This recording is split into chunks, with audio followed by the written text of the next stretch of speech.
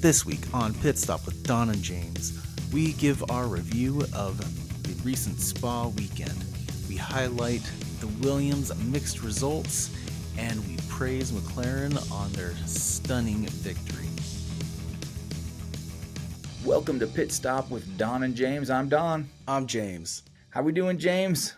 Good, man. It's good to have you back. I missed you last week. That's sweet. Yeah, thanks. Yeah, I was on the road, had some work to do and some family stuff, taking my son to see some college campuses. And it was also my wedding anniversary, 21 years. I know I look way too young to be to have been married for 21 years, but yeah, that was the case. And so we were out of town, and I got about halfway through listening to the episode where your dad filled in. He did a great job. Thanks for doing that, Jim. Yeah, shout out to him for stepping in last minute. It was a good time. It was always a good time talking to my dad. You know, he's been a fan for quite some time. Had some good insights and some great memories to share. Yeah, I don't know if we ever formally addressed that you and I are actually cousins. Maybe I should bring that up. You know, we're cousins. Your mom is my dad's youngest sister, and so we're cousins. We're related. And then so that was my Uncle Jim and your dad that was filling in last week. And yeah, love talking to good old Uncle Jim anytime about anything, but especially auto sports. You know, he's definitely got a lot of history and been a fan for a long time. One of the things I seem to remember a lot was you know, as a kid, we'd visit you guys pretty often, probably about once a year. We'd drive from Portland, Oregon down to Los Angeles area there for to meet up with you guys and our grandparents. And then your dad, it seemed like he was always working on an old BMW. I feel like it was always parked outside the house. Yeah, still has it. Still has it. Oh my god, has it. Come on, man, tell him to finish that project. Trust me, I keep trying to get him to sell it to me and tell him I'll finish it. Oh, that's awesome.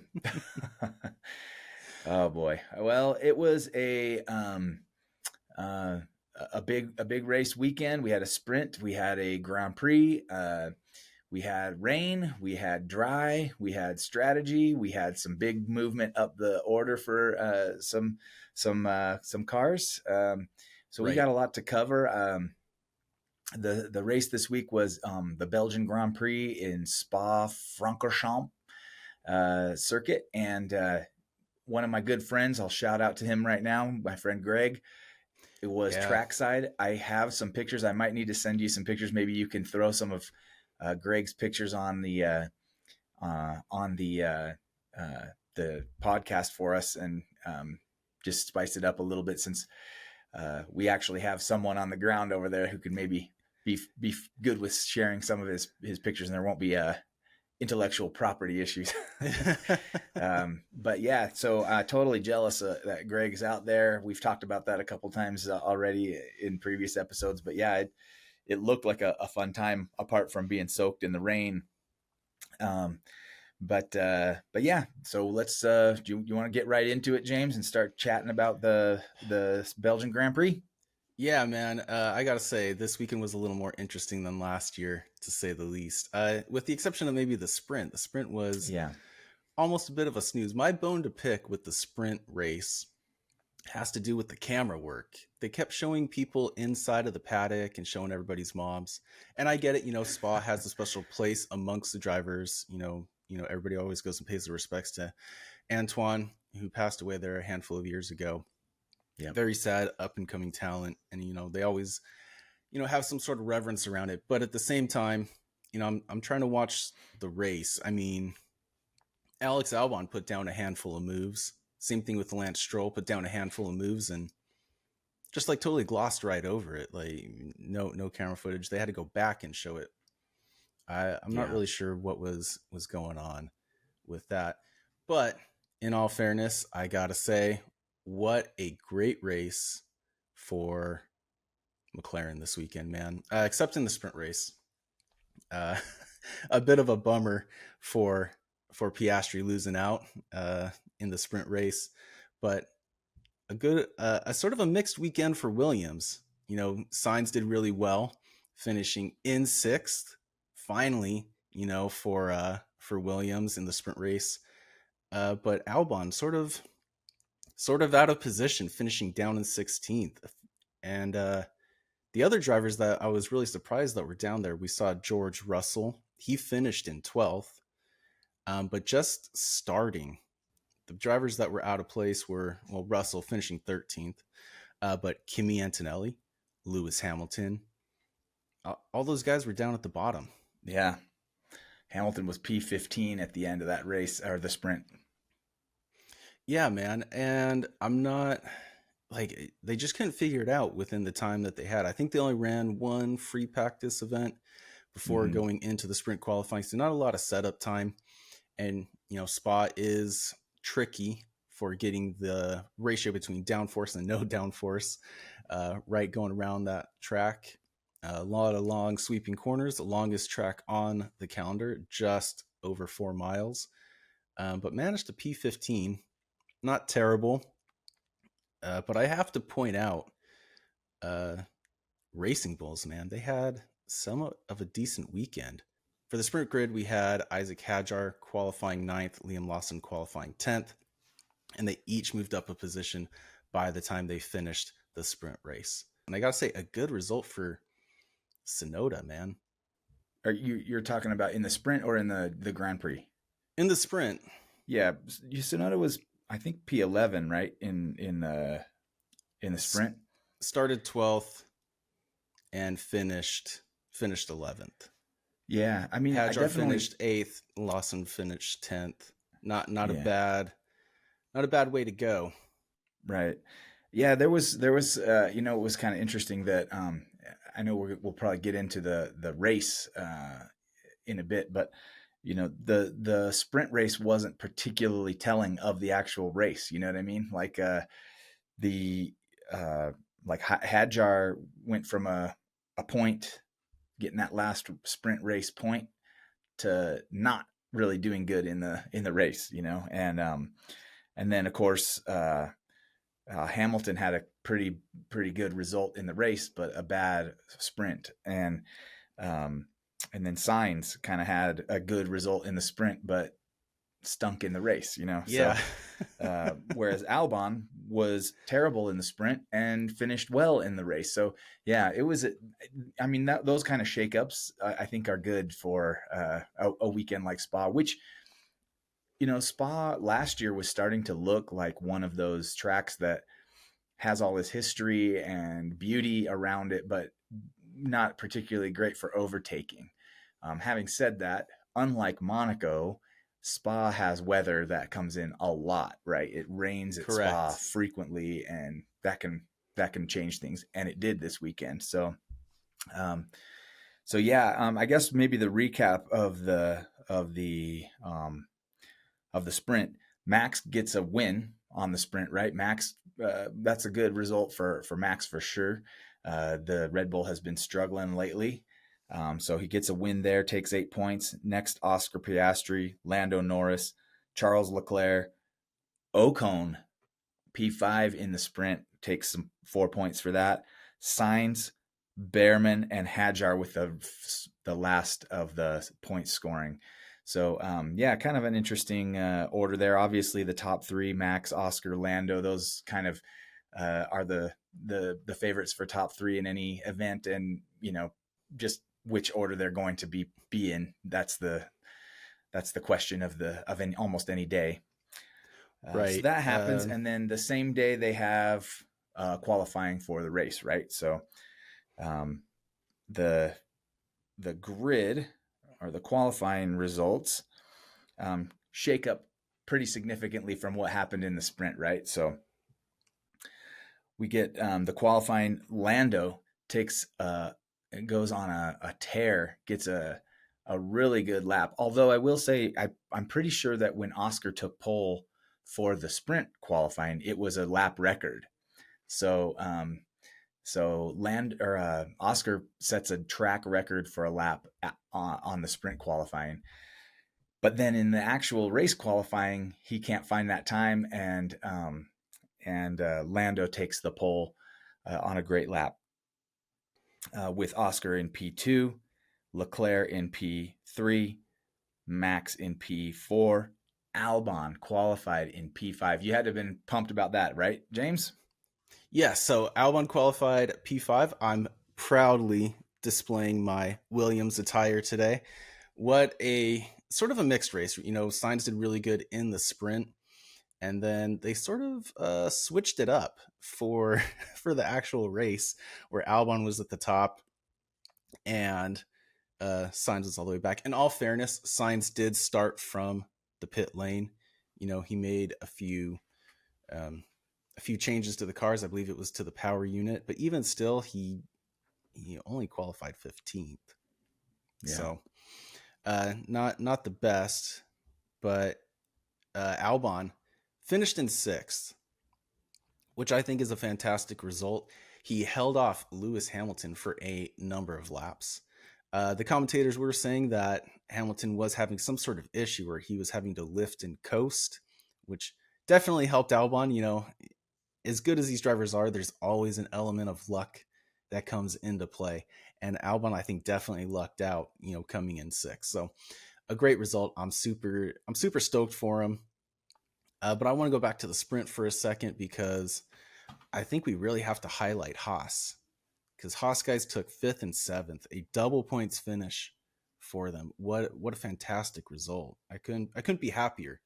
And then Bortoleto, I think everybody was sort of expecting Hulkenberg to be the man going into this weekend, and Gabby, he knocked it out of the park, finishing 9th in the sprint. What a solid result. And then another 9th in the actual race.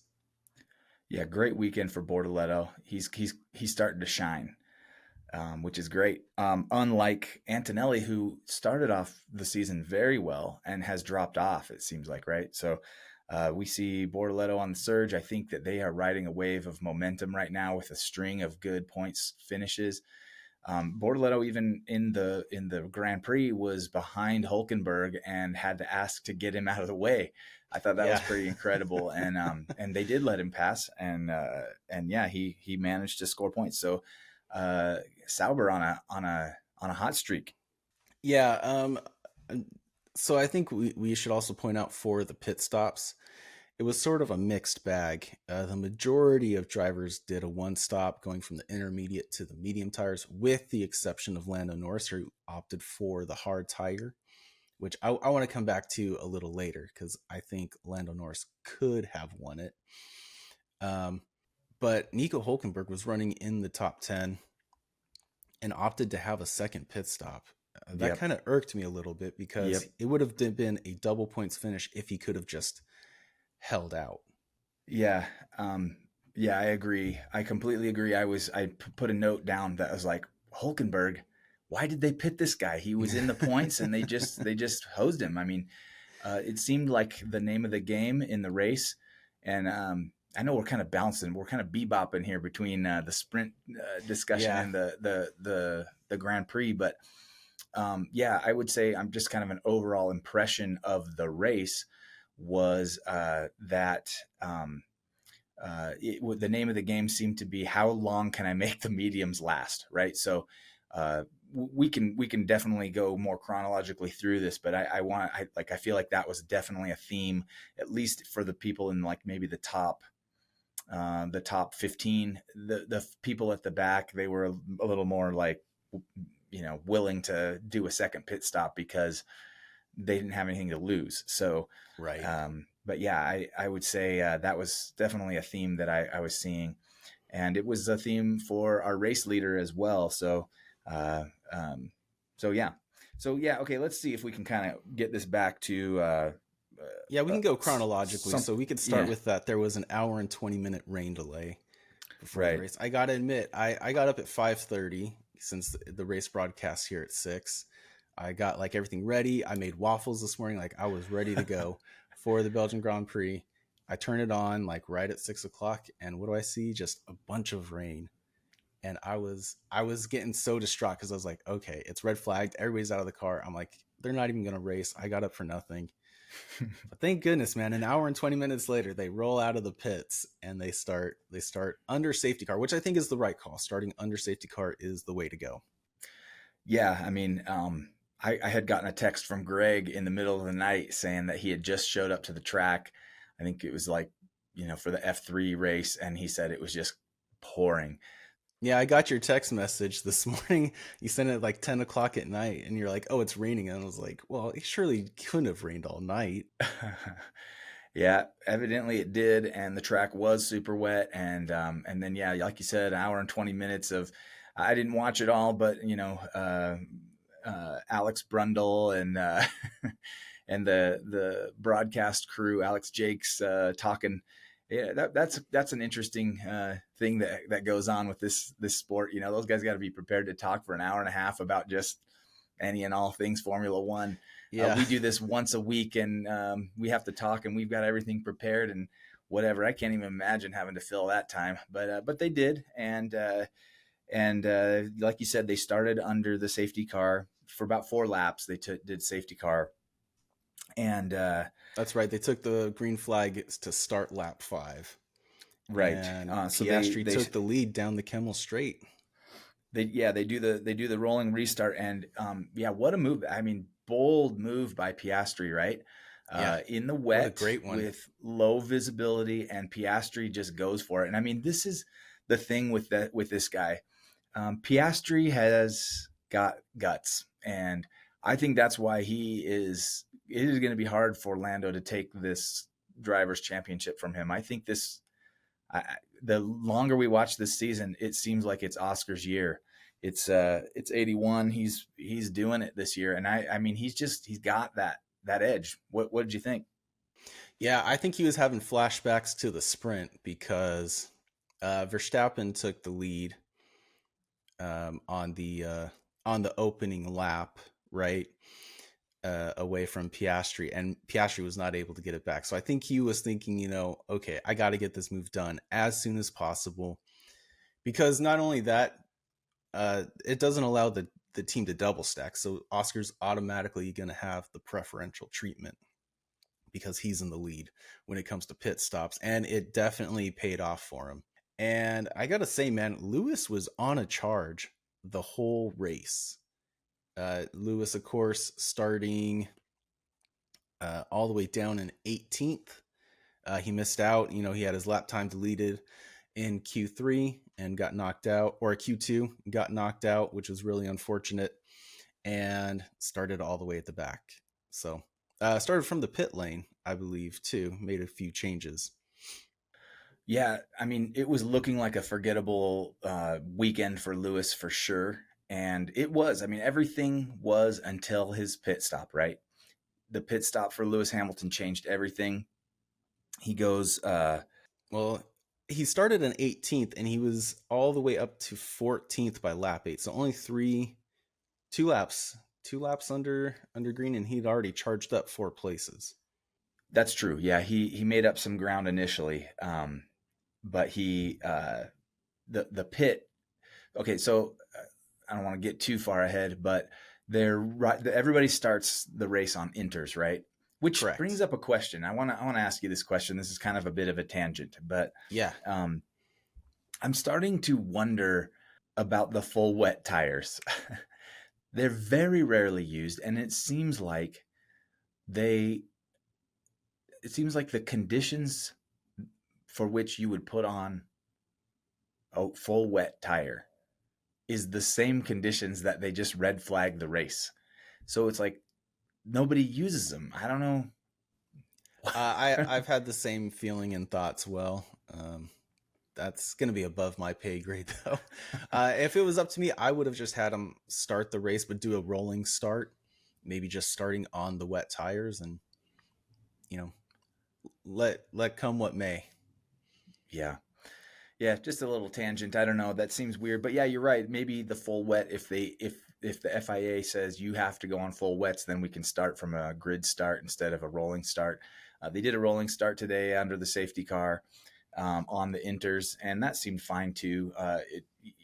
The restart was exciting with Oscar jumping jumping the place and taking the lead. And by the way, he immediately builds like a 1.5 second gap. So he was out to win this thing from the beginning. Oh, for sure. There was a ton of rooster tail spray. And then we get into about lap 10. I felt like there was starting to get some action, right? So lap 10, Charles Leclerc has to defend against Max going through Puhan. And and there was a couple of moves, I think, into lap 11 down into La Source turn 1. Max was taking shots at Charles for P3. So Max is in P4, Charles is in P3, and he actually kind of gets by him, but can't make the move stick. So they were starting to get some good stuff that we didn't really see in the sprint race, right? So like some good challenges. Yeah, the rain always makes for an interesting race, and I remember watching him and Max go into La Source, and it was the closest that he had been.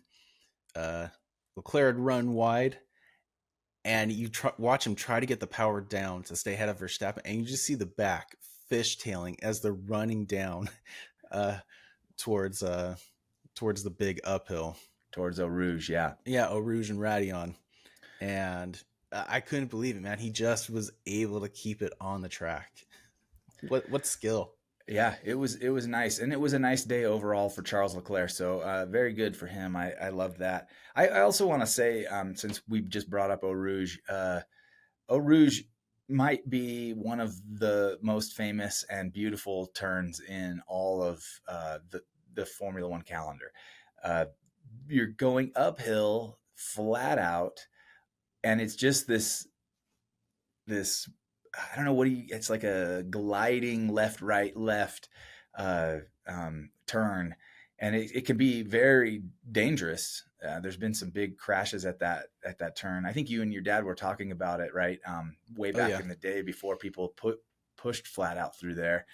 So a couple of wrecks in qualifying, but yeah, it is one of it really showcases the beauty of a Formula One car's agility, I think, the Eau Rouge turn. And it's high G-forces because you're going uphill at a flat out, 200 miles an hour-ish. And then, of course, it flattens out into the Camel Straight, right? So it's you're just trying to push as hard as you possibly can through there. Anyway, another tangent. So we get to come pull it back. Now we're at lap 12. The intermediate tires, combined with the improving weather conditions, have dried out the track on much of, not all, but much of the back half of the circuit, right? Still pretty wet through Eau Rouge and Camel Straight, but the other half of the track is dried enough that people start thinking about pitting, and Hamilton is the first to do so, right? So lap 12 is what I noted. Did you get that for... I got him at the end of lap 11 to start 12. So him, Hulkenberg, Gasly, and Alonso are the first to pit. Of course, they're running at the back. They all started at the back. And then the following lap, everybody else pits with the exception of Norris, Tsunoda, Hadjar, and Ocon, who all pitted a lap later. Norris comes out on the hards. Everybody else is on the mediums. And I made a note that when Norris came back out, Piastri was already 6 seconds ahead of him by the time Norris came out of the pits. Hamilton had moved up to 7th, Hulkenberg 9th, Gasly 11th, and Alonso 13th. So they made the right call by pitting that one lap earlier than everybody. And then the last ones to pit, Norris, Tsunoda, Hadjar, and Ocon. Tsunoda had dropped down to 12th, Hadjar was 19th, and Ocon was 20th. Those guys really lost out, man. Yeah. Especially Norris. Norris had a slow stop, and I think that ultimately is what hindered him because he had the right tire to make it to the end of the race, whereas Piastri was on the mediums, and those were rubbing out. I mean, towards the end of the race, he was really catching. He was eating into his time. But it was just little mistakes Norris would make. He went wide once. I think it was at Pluon is where he went off. or Puan, and then he also locked up going into La Source, and he lost almost a second and 2/10, somewhere in that ballpark, just from that one little mistake. So just a few minor things cost him the race. The Puhan mistake was something he was overcoming. He was still battling back. So at the time that he went wide it was like a twitch at Puhan, just a little wiggle. He and that cost him, like, it was like, I want to say like 6/10 maybe is what they computed. But he was somewhere in the vicinity of like 7 to 8 seconds back of Piastri. And then from there, after the slip, he started charging ahead, and he was eating into the lead. I mean, Piastri was on medium tires that were dying. Yeah, he had the fastest lap for a while. Yeah, they were trading fastest laps for several laps, or not. I mean, within a several lap period, it flopped from fastest lap to Lando to Piastri, kind of back and forth. But Lando had the pace because his tires, which were the hards, and I should mention too when they were deciding the compounds to use for the race, they used an extra hard compound. It was a gap in compounds between the medium and the hard. So they were really kind of trying to make it a strategy race. They were trying to force strategy to keep people off of the hard tire and force a 2-stop. And it didn't pan out, like the weather threw them a curveball in their attempt to mess it up. Although it just threw just enough, I think, because that extra hard tire made Lando's chances, I think, that much better. The harder the tire, the longer it lasts, and it became a game of how long does this last. And Oscar's tires were clearly failing him in the last several laps of the race, whereas Lando still had life. And ultimately, he was around 3 seconds back when he had the lockup at La Source turn 1. Yeah, you got it down to 3 seconds. And there was only a few laps left, so bad time to make a mistake for Lando. I think had he not made that mistake, we would have had a chance at a close finish, maybe even hit the chance for him to make a move. I still think it was pretty. He was still far enough away that making up 3 seconds in 3 to 4 laps is pretty hard to do, even if you got really good tires. But anyhow, that was the strategy call. He was really the only guy that went on the hards. I think they eventually put hards on Isaac Hadjar from P20, and he was. Yeah, it was really kind of useless. I don't know what they were exactly trying to do. I think he was just really struggling. But yeah, everybody else went with the mediums and had to make them last. The people in the back markers took a second stop, put on fresh mediums. Again, didn't really do a lot. I was hoping maybe the Hulkenberg pit stop would help him charge through. To get into the points, because he was in the points like we discussed earlier. He was up there, right. And just they pitted him and put him back to 15th, and then he could never make it through. I think he maybe passed 1 or 2 cars, but he didn't make it. Yeah, ultimately finishing 12th outside the top 10, which is unfortunate. But I should note, he was only a second behind Pierre Gasly, who was in 10th. So I mean, it was pretty close. Yeah, there was an interesting DRS train right behind Gasly, right? So Gasly didn't get a lot of coverage in this race, but he drove a pretty smart race, if you ask me, to hold on to 10th. Tsunoda was behind him for I don't know how many laps. It was like 25 laps or something. It was a lot. In DRS range, and our boy Yuki could not make a move on Pierre. So I don't know if it was just the brilliance of Pierre or the ineptitude of poor Yuki, but it was I just kept watching like, okay, come on, Yuki, get in those points, and he could not get past him. And so Pierre held him back for a long time. And then right behind Yuki was. Yeah. So it was 11th through 15th. So it was Gasly, Tsunoda, Behrman, Alonso, and Antonelli. They were all there was less than a second between all those drivers running, and it was just the longest DRS train for the longest time. Yeah, Behrman was behind Tsunoda for a long time.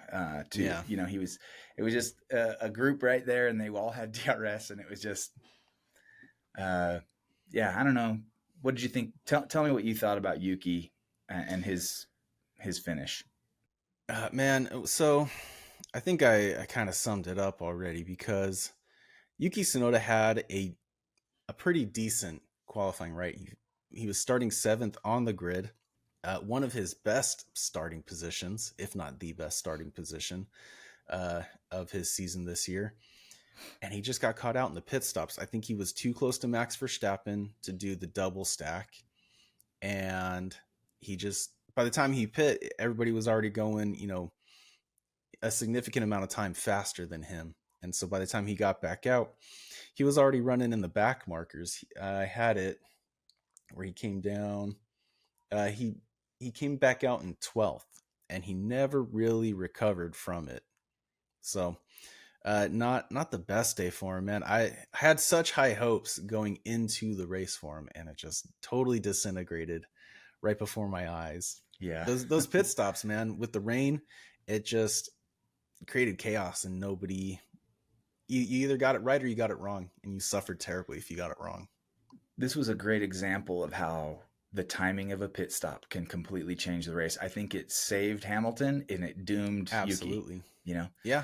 It's not unlike Great Britain, where we saw Nico Hulkenberg, come from all the way in the back to all the way up front, just time the strategy perfect. Yep. It's such an interesting dynamic of Formula One, and really something that, if you're new at it, it's hard to see. And I can't even fully articulate it sometimes why it works that way, right? But it all has to do with, like, in this case, it was not just the timing of the pit stop and getting it right, but how, if you can make the hard or the medium tires last, then you've timed it right, because you gain the lead and nobody can get back.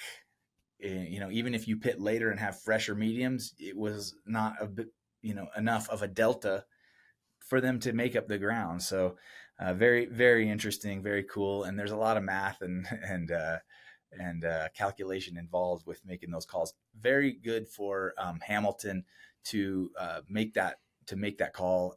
That was some savvy driving and strategy. I didn't hear a radio message from Lewis, but I have to believe that Lewis was part of that decision to come in when he did, because it saved his race.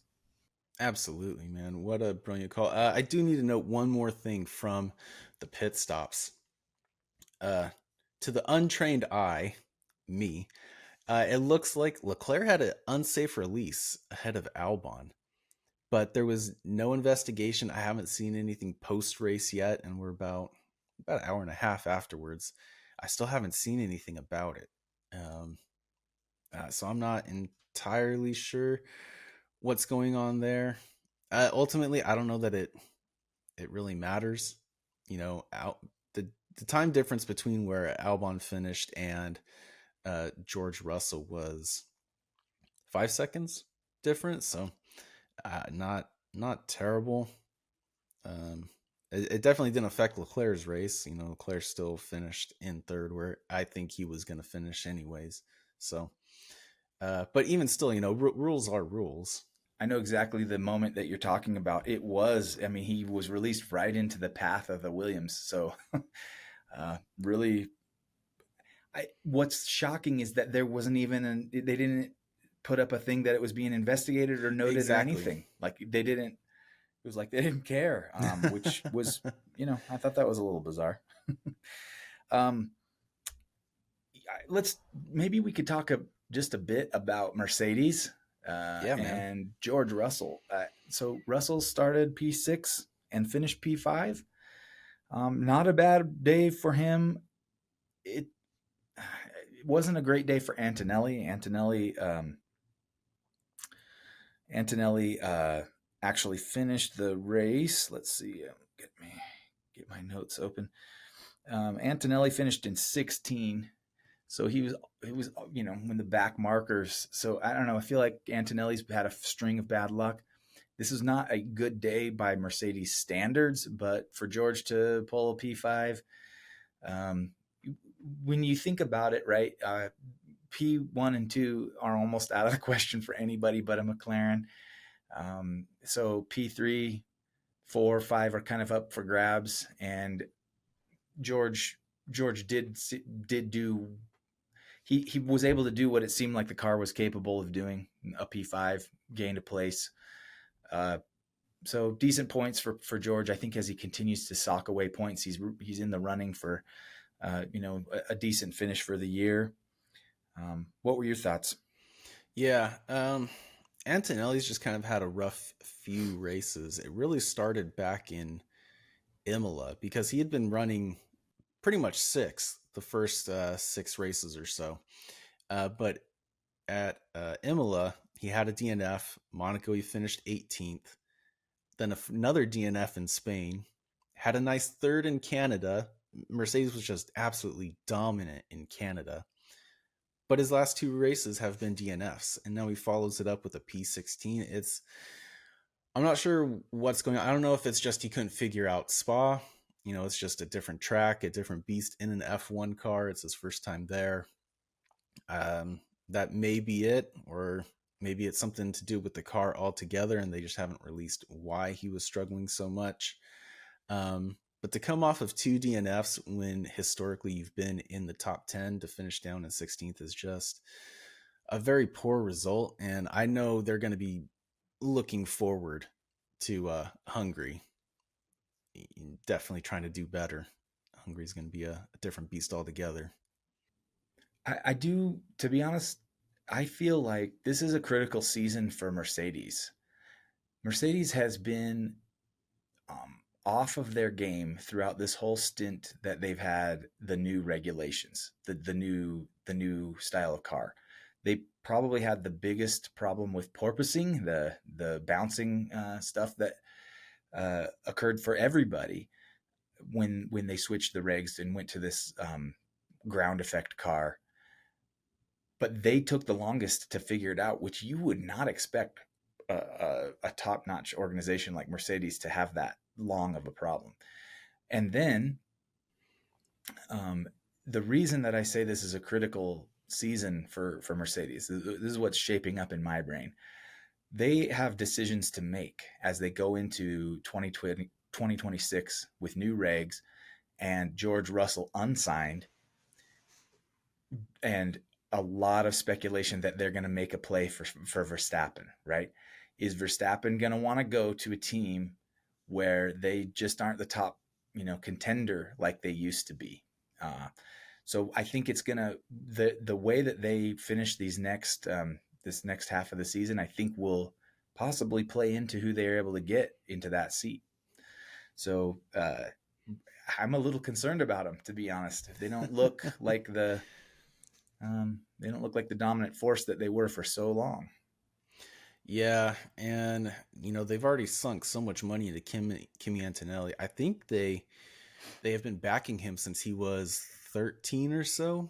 Yeah, 5 years. They've been backing this kid, trying to get him ready.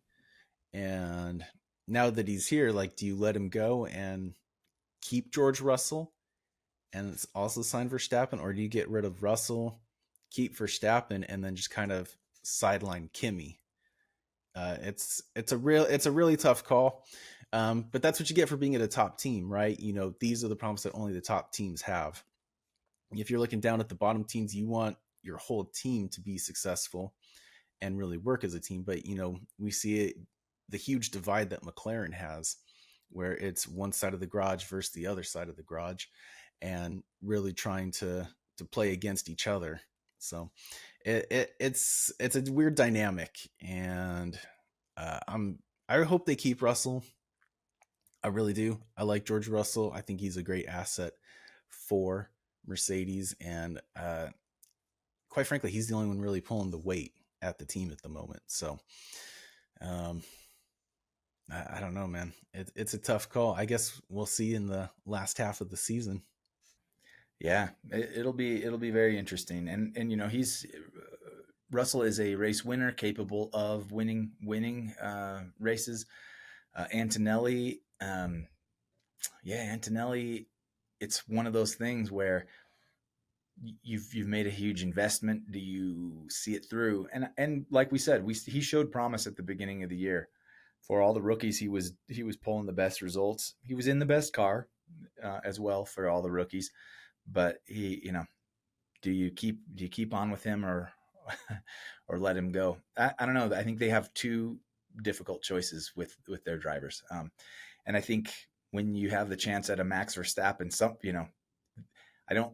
I feel like Toto would have to take it, right? He'd have to go if the opportunity is there to make a deal with Max, you take that deal.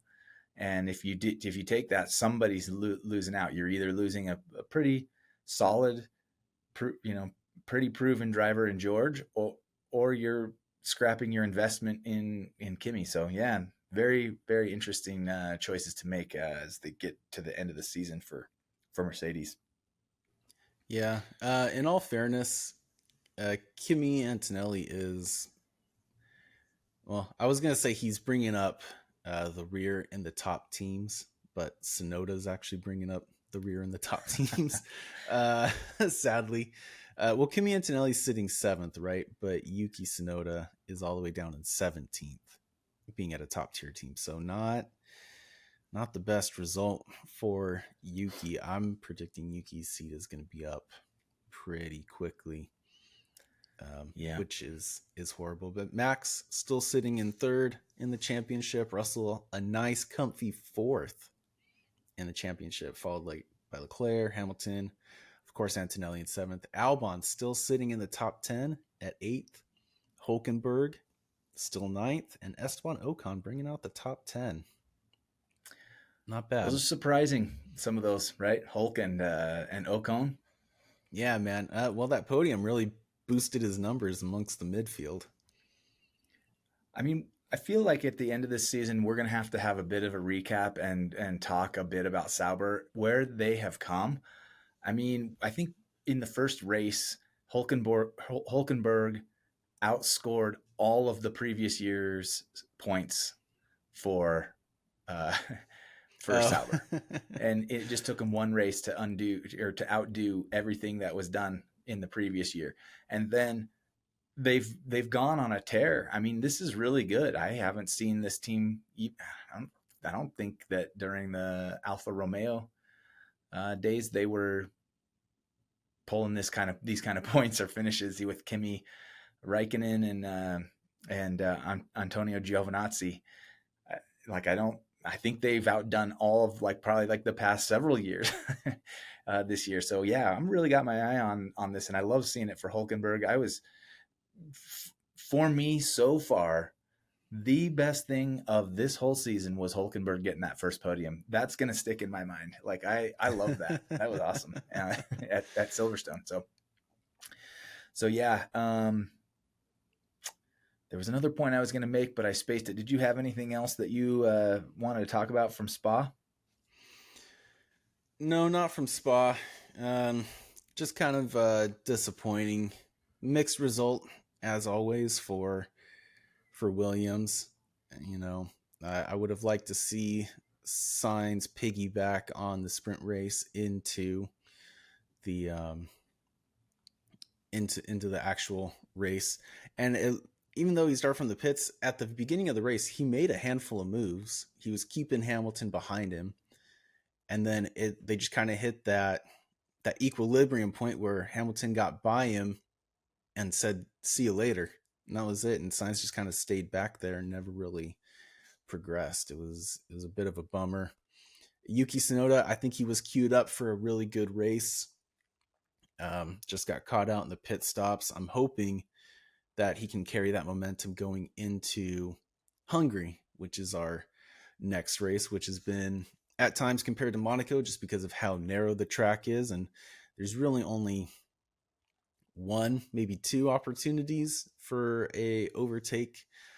Very narrow track, very difficult track. Do you have any bold predictions going in? Because I'm going to go ahead and predict, I'm going to throw Yuki in there saying, I think Yuki is going to finish in the top 10 for Hungary. James, you've outdone yourself and even me on this bold prediction. I am not banking anything on Yuki. If I was going to make a bold prediction, I'd say it's Yuki's last race. If we're going to go with Yuki for this one, but that's not the one I'm going to go with. Oh, all right. Oh boy, Hungarian Grand Prix. I'm going to say George gets on the podium. That's okay. my bold prediction for Hungary. Partly because he did pull fastest lap last year in the Hungarian Grand Prix. I feel like, again, he's in the mix. It's not out of the question that he could get a top 3. So let's say George on the podium. And just as a little bit of a recap, last year, Lando started on pole. Oscar won the race. It's I don't know. It's a bit of a theme. Lando has a very hard time converting pole. And he did finally do it last year at some point, but he had many pole positions that he squandered. So I don't know. Again, I still have this doubt in my mind about Lando's aggressiveness. He seems a little bit less aggressive than Oscar, and Oscar takes advantage. And that happened at this circuit last year. So, it'd be probably unwise to predict anything except a 1-2 for McLaren in Hungary. They were 1-2 last year. They are dominating the year this year. And so I don't know. Soon Lando's going to have to start pulling some wins, and he can't be coming in second, or the lead's going to get away from him. So, meaning, he's within striking distance right now of Oscar. Any one race could change the fortunes, but he needs to keep it close, and he can't keep coming in second. Yeah, I fully agree. I'll add that to my bold prediction. I'll predict a carbon copy where Lando's on pole, Piastri second, and Piastri takes the win. I don't think Russell's going to get that third position, though. I think maybe Leclerc Verstappen will take it. I think Leclerc will have to have some really good luck to get that third position. Max is, third in the points. Max is running a fantastic season for having the car that he has, being up against who he's up against. Right. Russell's sitting in fourth. Leclerc's all the way down in fifth. I think if he can sort of muster and have some good luck, I think he'll get that third place. And I think that'll really boost his confidence too, going into the last half of the season. It was one thing we didn't dwell on was that this was a good race for Charles Leclerc. He held off Max Verstappen in Spa, mm-hmm. and got a podium. And he, Charles is no joke as a driver. He's a good driver. So Leclerc in P3 isn't out of the question. I will say last year Hamilton took P3 at Hungary. If we're going to button up our bold predictions. So that was another reason why I thought, maybe the Mercedes has the pace at that track for George to end up on the podium. I will say this too, since we're on the heels of Spa, Lewis Hamilton won Spa last year, didn't he? I just talked about it, so I should know. So George Russell won, but was disqualified. So technically, Lewis Hamilton won it. I mean, this is a thing I wanted to bring up real quick, and I know we got to button this thing up. But we talked earlier in the year that around this point in the season, we wanted to assess our thoughts on Lewis Hamilton, because he's been in the Ferrari now for a while. Obviously, a great result, but only in the eyes of the fact that he was started in such a poor position at Spa this week. I think, given some of the results of the Mercedes and including some of his results in the Mercedes last year, I got to be honest, I think it was a mistake for him to leave Mercedes with all that history he's got and jump to Ferrari. I'm gonna go ahead and make that declaration right now. I think that this was not looking like the best move to go to Ferrari, in my opinion, for Lewis. I will say, with the exception of China, which he had a disqualification for, he's finished in the top 10 every race. So he's had a handful of 4th, 5th, 6th, 7th, and 1/10 to start the race in Australia. So not bad results.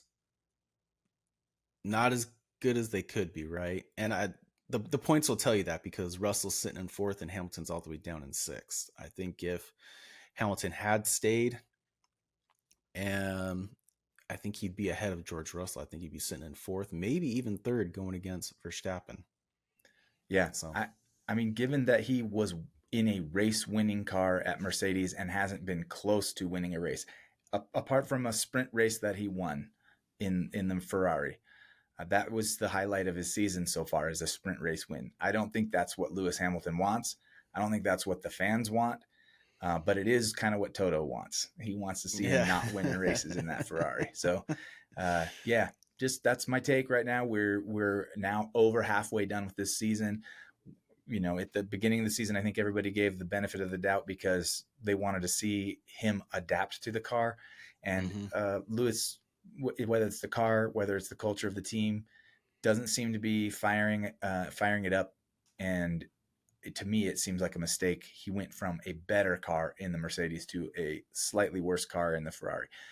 Top 10 finishes are nice, but for a Ferrari team, I think you want better than top 10. You want top 5. You want podiums.